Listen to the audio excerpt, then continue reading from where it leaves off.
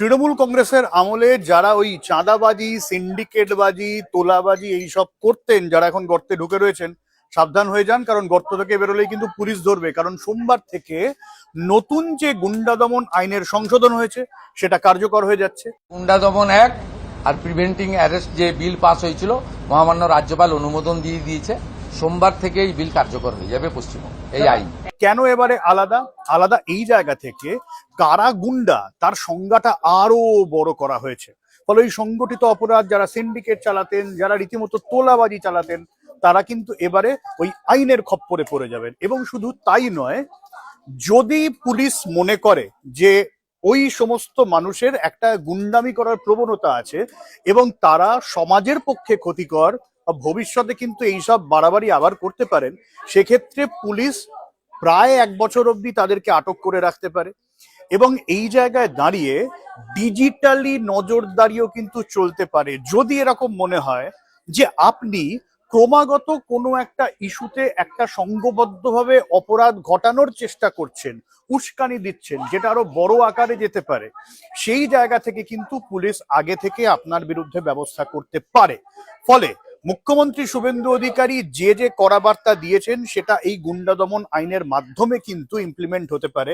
আপনাদের মনে থাকবে বারুইপুর কাণ্ড, আলাদা কোন জায়গা থেকে বারুইপুরে যারা ধর্ষণে অভিযুক্ত তাদের বিরুদ্ধে ব্যবস্থা নেওয়া হয়েছে।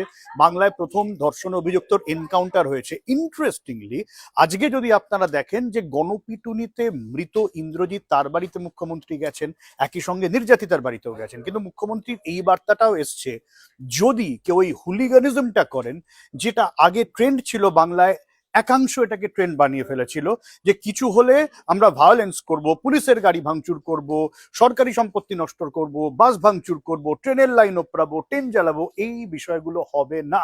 এবং সেক্ষেত্রে যদি কেউ করেন শাস্তি হবে, এবং তার ভরপাই কি করে হবে? তার সম্পত্তি বাজেয়াপ্ত করে। অর্থাৎ অভিযুক্ত সরকারি সম্পত্তি নষ্ট করবেন, তার ভরপাই হবে তার সম্পত্তি বাজেয়াপ্ত করে।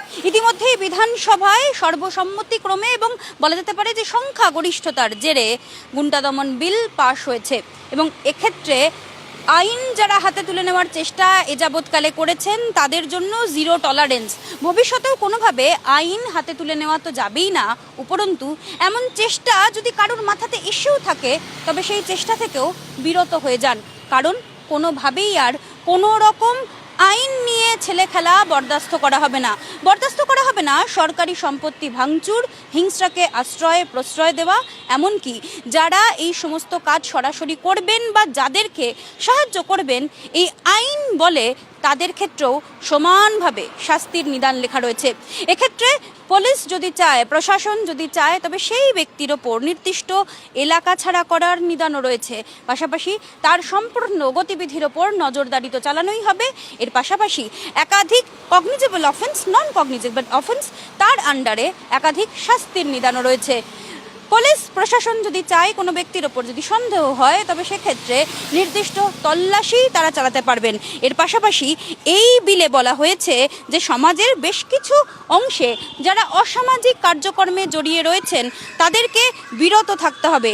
কোনোভাবেই রাজ্যে কোনো রকম কোট আনকোট গুন্ডাগিরি, অশান্তি, রাজ্যের শান্তি শৃঙ্খলা ভঙ্গ করার চেষ্টা, সে থেকে বিরত থাকতে হবে। এবং এর পাশাপাশি কোনো রকমভাবে উস্কানি দেওয়ার কাজ যারা করবেন সেটাও আর করতে পারবেন না। আইনের শাসন প্রতিষ্ঠা হয়েছে নতুন সরকারের এই নতুন বিলে, সাধারণ মানুষের সুনিরাপত্তা সেটা সুনিশ্চিত করা হয়েছে। এমনি আরো খবর পেতে ফলো করুন জি 24 ঘন্টা ডিজিটাল।